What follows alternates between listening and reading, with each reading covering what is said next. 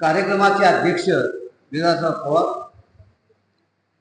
आमचे मार्गदर्शक सहकारी मित्र डॉक्टर सुनील कुमार लवटे, पुस्तक लेखक जे कोरुळेकर सर, त्यांच्या सौभाग्यवती व्यासरावांचे सहकारी आणि समोर बसलेले सगळेच, मला वाटतं चुकून एखादा तरी ओळखीत असेल, सगळेच आम्हाला ओळखणारे, चळवळीत सहकार्य करणारे कार्यकर्ते, बंधू आणि भगिनी. असा तऱ्हेचा कार्यक्रम शिवाजी पेठेत घ्यायचा नाही अशी अनिल चव्हाणांची चर्चा झाली.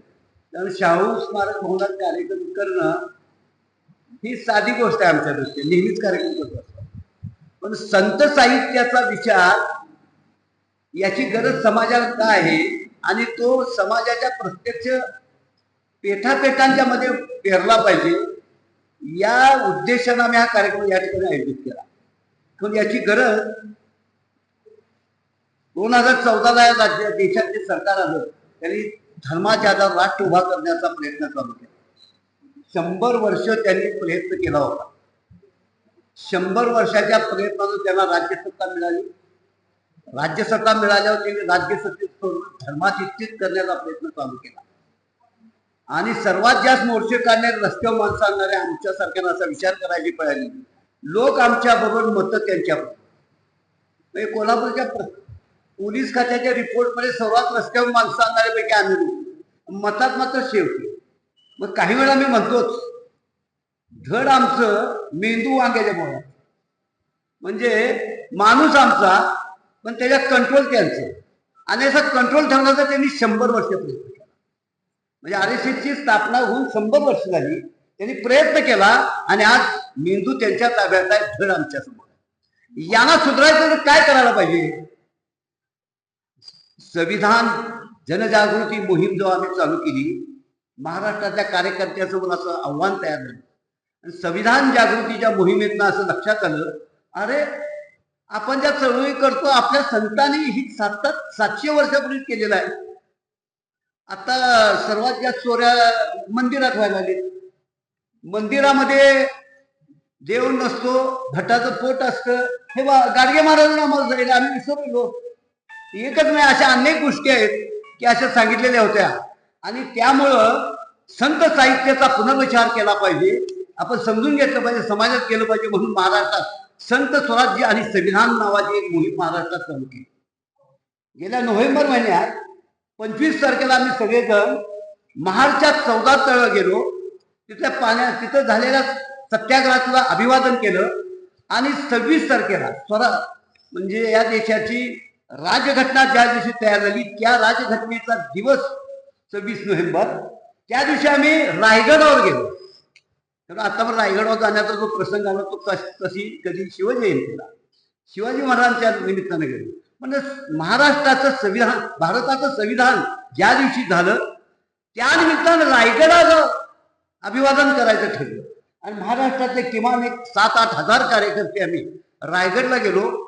रायगडला अभिवादन केलं आणि त्या ठिकाणी जमलेल्या सर्वांच्या समोर असं निश्चित झालं, शिवशंभू स्वराज्य मोहीम चालू झाली. आणि शिवशंभू स्वराज्य मोहिमेचा आधार कोणता? मराठा तेतुका मिळावा, महाराष्ट्र धर्म व्हावा.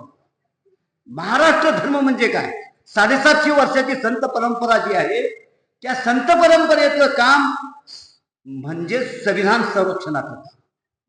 संविधानात ज्या मुख्य गोष्टी आहेत, समता, स्वातंत्र्य, विश्वबंधुत्व, हे 700 वर्षापर्यंत संतांनी आम्हाला सांगितलेलं आहे. म्हणजे महाराष्ट्रातल्या स्वराज्याची संकल्पना शिवाजी महाराजांनी सुद्धा संत परंपरेचा भाग आहे. मराठी संस्कृतीचं संरक्षण संत परंपरेने केलं, मराठी भाषेचं संरक्षण संत परंपरेने केलं. आणि या संत परंपरेचा पुनर्विचार केला पाहिजे, संत परंपरा प्रस्थापित परत केली पाहिजे, या उद्देशाने महाराष्ट्रात मोहीम चालू करत असताना ही पुस्तकं प्रकाशनाचा मुद्दा आला. मग अजित चव्हाणच्या, अनिल चव्हाणांची आणि आपली रोजची चर्चा असती, तर म्हणलं अनिल मध्यवर्ती न करता गेल्या वेळेला एक पुस्तक प्रकाशित केलं. ते पुस्तक वारीमध्ये प्रसिद्ध करायचं ठरलं. ते शिवाजी पेठेतून एक वारी जाते, नंदवाळची वारी त्याला म्हटली जाते. ती एक वारी एका तालमी समोर अडवली.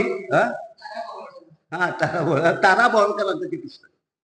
त्याची अख्खी वारीच अडवली मी आणि वारीला सांगितलं ह्या पुस्तकात अख्खी म्हणजे अहो काँग्रेस काय नवीन काढले ना, कम्युनिस्टांना कामच नसते म्हणले.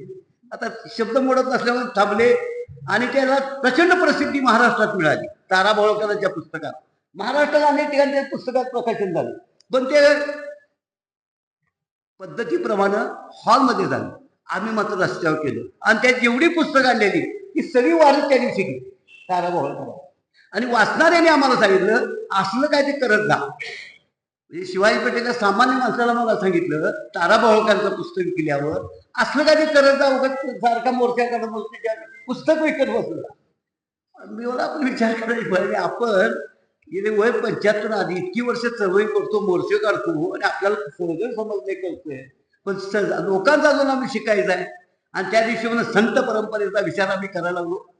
आणि कोल्हापूर शहरातल्या जे ज्ञानेश्वरी भक्ती पारायणाचे ठिकाण आहेत त्या सर्वांना मी भेटलो. खरं म्हणजे आमच्यापेक्षा तुकाराम आत्मसात केलं, पण तिथं एक एक RSS वाला बसलाय. पूजा अर्चा जिथं पूजा अर्चा नव्हती तिथं सगळ्या पूजा अर्चा करत.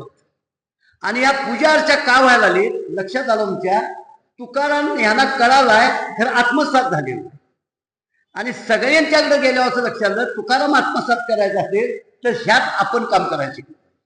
आणि म्हणून हे पुस्तकाचं प्रकाशन करत असताना या पुस्तकं ज्यावेळेला आले आणि आम्ही वाचली आणि चर्चा केली त्यावेळेला असं ठरवलं कोल्हापुरातल्या पेठापेठामध्ये याचे कार्यक्रम केले. आणि म्हणून ही 10 पुस्तकाचं प्रकाशन या शिवाजी पेठेमध्ये शिवाजी मंडळ हॉलमध्ये घेतलं. आता अशा तऱ्हेच्या प्रकाशनाचा कार्यक्रम ह्या शिवाजी मंडळ कसा नवीन आहे. इथं जे कार्यक्रम काय होतात त्याच्यापेक्षा निराळा कार्यक्रम, पण समाजाला सवय लावण्याचा मुद्दा आहे. समाजाला सवय लावत असताना त्रास अनेक होऊ शकतात. ज्याला ज्याला मी म्हणतो ते म्हणलं असलं कुठलं कॉम्रेड काढले पुस्तकं प्रकाशनाचं, ते म्हणलं अरे हेच वाचल्याशिवाय आपल्याला पर्याय नाही. हे जर आमचा तुकाराम महाराज फोटो आहे की म्हटले आमच्या, तुकाराम महाराज फोटो तुझ्यात आहे, टाळ तुझ्यात आहे, तर तुकाराम तुझ्या मनात नाही म्हणजे. आणि तुकाराम जो मनात घालायचा आहे त्याची जबाबदारी आपण सर्वांनी घेतली पाहिजे. इथं सगळेच चळवळीचे कार्यकर्ते जवळजवळ 90 चुकून एखाद दुसरं बिनओळखीचं असेल. माझी तुम्हाला सर्वांना विनंती आहे, कारण आम्ही इकडं बसलेलो आहोत, सगळी इकडं बसण्याच्या लायकीची मला माहिती आहे. म्हणून आपण सर्वांनी जिथून पुढच्या काळात संत साहित्याचा प्रचार करणं हे आपल्यासमोरचं आव्हान आहे. नुसतं RSSला शिवाजींचा उपयोग नाही, राज्यसत्ता त्यांच्या ताब्यात गेली. आपल्यासमोरचं आव्हान आहे राज्यसत्ता बहुजनांच्या ताब्यात कशी आणली. आपल्यातलेच बहुजन त्यांना पाठीशी घालायला लागले. बिचाऱ्यांना काय कळत नाही, खाजगी ते मान्य करतात. फुले शाहू आंबेडकर रोज नाव घेणारी माणसं रात्री त्यांच्या बाजूला पडतात. ईडीची एक नोटीस आल्याबरोबर रात्री महात्मा फुले शाहू महाराज सोडला रात्री. आणि ते खाजगी त्यांना विचारला तो आंबेडकर सगळं खरं आहे हो, पण आमचं टिकत नाही यांच्याकडून, म्हणून आम्ही तुमचीच आहे. म्हणजे कोल्हापूर जिल्ह्यातल्या सगळे त्यांच्याकडे गेलेल्या पुढाऱ्यांना खाजगीत विचारलं तुमचा रस्ता चुकलाय, खरं आहे, पण चुकल्याशिवाय मला सत्ता मिळत नाही ना. अशी बहुजन समाजाची आज अवस्था आहे. अशा काळामध्ये हा कार्यक्रम होतोय आणि याला दाभोळकर आले, त्यांनी थोडक्यात बोललं तर त्यांच्याबरोबर आमची चर्चा झालेली आहे. कोल्हापुरातल्या कीर्तन परंपरा करणाऱ्या लोकांच्या बरोबर त्यांची कार्यशाळा लवकरच आम्ही घेणार आहोत कोल्हापूर. तसं लवटे सर एक अधिकारवाणीनं आपल्यासोबत बोलणार आहे. आणि लवटे सरांच्या बरोबर आम्हाला आदर ह्याच्यासाठीच आहे, त्यांनी महाराष्ट्रात कोल्हापूरचा शाहू महाराज हिंदीमध्ये नेला. शाहू महाराजांचं सगळं वाङ्मय हिंदीमध्ये जे गेलं ते खरं म्हणजे लवटे सरांच्या, त्यांचं अभिनंदन करण्यासारखं आहे. शाहू महाराज आपल्याला अजून आत्मसात किती झाला हे आपणचा विचार करण्याचा मुद्दा आहे. कारण शाहू महाराजांच्या काळाचा संत परंपरेपासून विचार केला, शाहू तुला अजून आपल्याला पोचायला आहे, पण आव्हान मात्र आपल्यासमोर येऊ घातलेलं आहे. अशा काळामध्ये ह्या कार्यक्रमाला हजर असलेल्या सर्वांना माझी विनंती आहे की संत परंपरेचे वाङ्मय तुम्ही वाचून घ्या, पण तो समाजाला बरोबर घेण्यासाठी ह्या वाङ्मयाचा प्रचार प्रसार करणं हे आपल्या सर्वांचं मिळून बहुजन समाजाचं कार्य आहे. हे व्यक्तीचं कुठल्या संघटनेचं एक या पदाचं काम नाही, बहुजन समाजासमोर आव्हान आहे. महाराष्ट्रातल्या 70 वर्षाची परंपरा बघितली तर आम्ही काँग्रेसवर जरूर भांडत असू. महाराष्ट्राचा सगळा विकास आहे तो बहुजन समाजाच्या हातात राज्यसत्तेची सूत्र आलेले. सहकारी चळवळ कशामुळे उभारली, शिक्षण व्यवस्था कशामुळे उभारली, याचा सगळ्याचा विचार केला तर लक्षात येईल. संयुक्त महाराष्ट्र लढ्यानंतर महाराष्ट्र जो उभा राहिला तो बहुजन समाजाच्या हातात राज्यसत्तेची सूत्र आल्यामुळे. आणि आज राज्यसत्तेची सूत्र अशा लोकांच्या हातात गेलेली आहेत, धर्माच्या आधार राष्ट्र उभा करण्याच्या हातात गेलेले आहेत. आणि म्हणून महाराष्ट्रात आज वृत्तपत्र वाचली तरी, दैनिक वाचली जो मीडिया वाचा रोज, धर्माच्या आधाराच्या बातम्या ज्या असतात. रामाच्या मंदिरात झाल्या चोरीचं जोरदार मोहीम चालू असताना सुद्धा माणसं म्हणतात म्हणजे ह्याला जबाबदार असणाऱ्यांच्याबद्दल स्पष्ट मतं अजून तयार होत नाही.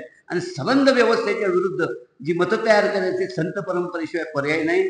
आणि म्हणून संत परंपरा 750 वर्षाची जी आहे आणि 750 वर्षाच्या संत परंपरेची जी वाङ्मय आहे ते सगळं समाजासमोर परत नेणं हे आपल्या समोरचं काम आहे. ते करण्यात तुम्ही सर्व पुढाकार घ्याल अशी अपेक्षा व्यक्त करून माझं वाढलेलं भाषण थांबवतो. इन्क्लाब जिंदाबाद.